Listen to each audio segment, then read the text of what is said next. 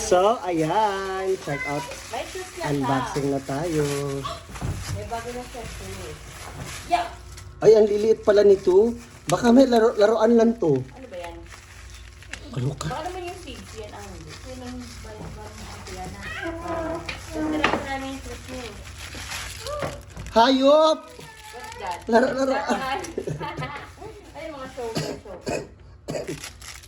Alam, pwede ako magtulong Mga sa'yo. pwede naman yan. Pang ano-ano lang. Kasi yan kasi gamit. Kamay, baba ba yan? Baba kayo.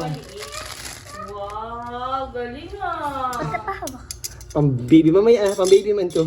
Pwede yan. Buyop, uy. Bakit pang baby? Galing ah. Baby ka pala. Mahal kasi ng gulay. Sana nga mapatubo na eh. Mahal ng gulay kasi. Ano yan? Seeds. May petchoy ata yan. May petchoy. Galing ah. Petchoy seeds and plants.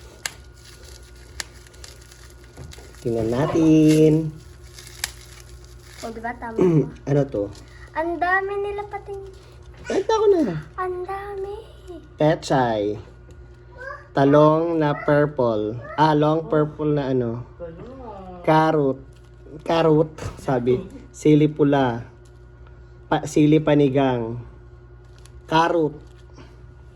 Sili panigang. Gulat ka din, no? Red onion. Sili panigang. Ano mo sili panigang? Sili panigang. Ang dami naman.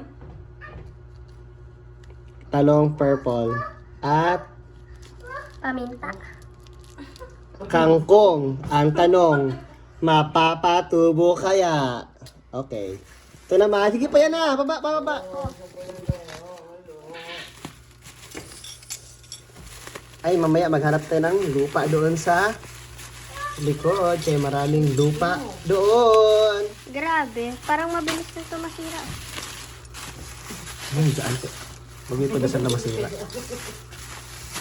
Lupa. Kasi ihalo natin siya sa Soil yan eh, soil. correct. Verb. Ano yan? Ang Tapos tanong, vermica. mapapatubo kaya natin ang Dalawang 3 vermica. kilo. Hindi, paghalo-halo ko lang sa lupa yan.